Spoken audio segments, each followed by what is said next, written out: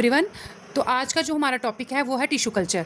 ये asexual reproduction की जो टाइप है, लास्ट टाइप बची हुई है हमारी। तो इसको स्टार्ट करते हैं कि टिश्यू कल्चर क्या है। सबसे पहले टिश्यू क्या चीज़ होती है। टिश्यू क्या होते हैं? ग्रुप ऑफ सेल्स, है ना। ग्रुप ऑफ सेल्स जो है वो मिलकर क्या बनाते हैं? टिश्यू बनाते हैं। तो क्या करना, the production of new plants, कहता है कि न्यू प्लांट का प्रोड्यूस होना कहाँ से? जो एग्जिस्टिंग प्लांट है, जो पेरेंट प्लांट है, उसके थोड़े से टिश्यूज़, थोड़े से सेल लेके हम क्या करते हैं, और वहाँ से क्या कर देते हैं, एक नया प्लांट जो है उसको जर्मिनेट करवाते हैं। तो वो हमारा क्या इन जो है हमारे अपनी लैब में करवाना इस चीज़ को, ठीक है, आर्टिफिशियल मेथड के थ्रू करवाना। तो उसको क्या बोलते हैं हम? टिश्यू कल्चर बोलते हैं। देख लेते हैं इसकी डेफिनेशन क्या कहती है। The production of new plants from a small piece of plant tissue और cells removed from a growing tip of a plant in a suitable growth medium called culture solution is called tissue culture. कहते हैं कि new plant को हमने क्या करवाया, germinate करवाया through small PCs of जो प्लांट टिश्यूज़ लिए या सेल लिए।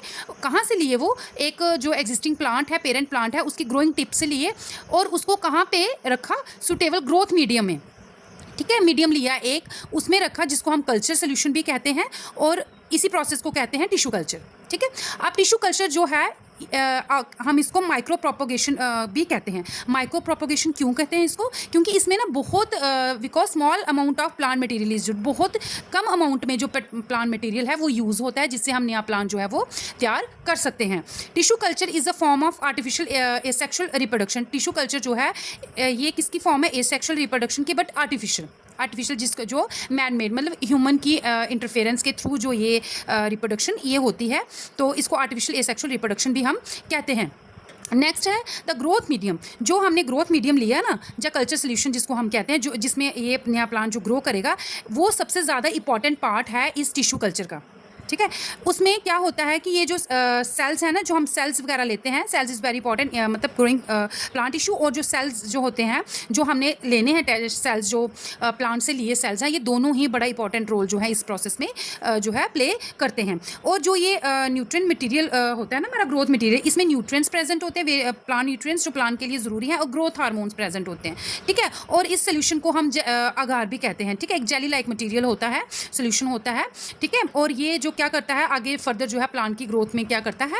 हेल्पफुल होता है। अब ये जो टिश्यू कल्चर है ये किस किस में किया जाता है? जो इकोनॉमिकली इंपॉर्टेंट प्लांट्स होते हैं ना, जैसे हमारे बनाना हो गए, पोटैटोज हो गए, जो ऑर्नामेंटल्स प्लांट हो गए, ठीक है, जैसे ऑर्किड्स वगैरह, डेलिया वगैरह, और भी बड़े किस्म के जो प्लांट्स हैं, ऑर्नामेंटल प्लांट्स हैं, उनमें ये टिश्यू कल्चर टेक्निक जो है की जाती है, जिससे नए प्लांट जो है हम तैयार करते हैं। अब नेक्स्ट है हमारा टिश्यू कल्चर प्रोसेस, कि ये जो टिश्यू कल्चर प्रोसेस है ये किस तरीके से होता है। तो इसको हम एक डायग्राम के थ्रू इसको समझते हैं। तो ये हमारी डायग्राम है, एक प्रोसेस है कि किस तरीके से जो है टिश्यू कल्चर जो है हमारा होता है। देखो हमारा एक प्लांट है, ठीक है, उसकी ग्रोइंग टिप से, जैसे स्टेम होगी, रूट होगी, या लीव्स होंगे ना, वहाँ से हमने क्या ले लिए? कुछ सेल्स ले लिए, ठीक है, ग्रुप ऑफ सेल्स, कुछ सेल्स ले लिए। अब इन सेल्स को क्या करेंगे? सबसे पहले स्टरलाइज करेंगे, अच्छे से साफ करेंगे, ताकि कोई इन्फेक्शन या कंटेमिनेशन उसमें ना रहे। अब इन जो सेल्स हमने लिए होंगे तो उनको किस में ट्रांसफ़र करना है? टिश्यू को किस में ट्रांसफ़र करना है? हमने एक न्यूट्रिएंट जो मीडियम हमने लिया ना, एक जेली टाइप मटेरियल, जो मैंने बोला एक सोल्यूशन होता है जिसमें न्यूट्रिएंट्स और प्लांट हार्मोन्स प्रेजेंट होते हैं, उस सोल्यूशन में इनको हमने क्या कर देना? डिप कर देना, रख देना है, ठीक है। कुछ दिनों के बाद क्या होगा कि ये जो हमने सेल्स रखे ना, एक ना मास टाइप का बना देंगे, ठीक है, थोड़ा मास टाइप का, अनडिफ्रेंशिएटेड मास, जिसमें अभी डिफ्रेंशिएट नहीं हुए होंगे सेल्स, ऐसे ही डिवीज़न करेंगे वो, एक मास टाइप का जो है बना देंगे, जिसको हम कैलस कहेंगे। अब फर्दर क्या होगा? ये जो कैलस है ये स्मॉल जो हमारे प्लांटलेट्स हैं जो है उसमें जर्मिनेट करेंगे, छोटे छोटे पौधों में जो जर्मिनेट कर जाएंगे, और फिर फर्दर ये जो प्लांटलेट्स है इसको हम ट्रांसफ़र कर सकते हैं सॉइल में या पॉट में, फर्दर आगे इसकी ग्रोथ के लिए। तो इस तरीके से जो है हमारा जो ये टिश्यू कल्चर का प्रोसेस जो है ये कैरिड आउट होता है।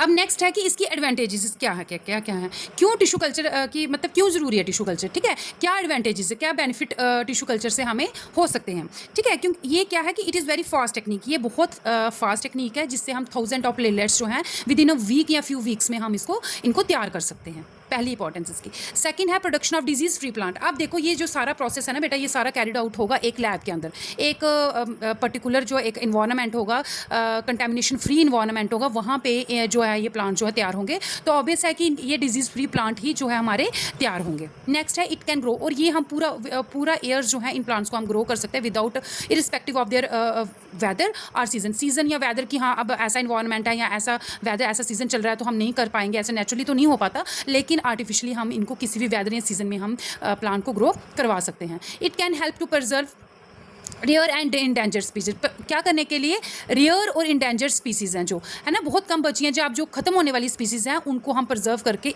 इस मेथड के थ्रू हम इसको रख सकते हैं। तो ये कुछ इसकी एडवांटेजेस थी। तो ये था ऑल अबाउट हमारा जो टिश्यू कल्चर उसके बारे में। तो जो नेक्स्ट जो लेक्चर है उसमें हम आगे नेक्स्ट टॉपिक जो है वो कवर करेंगे। Thank you.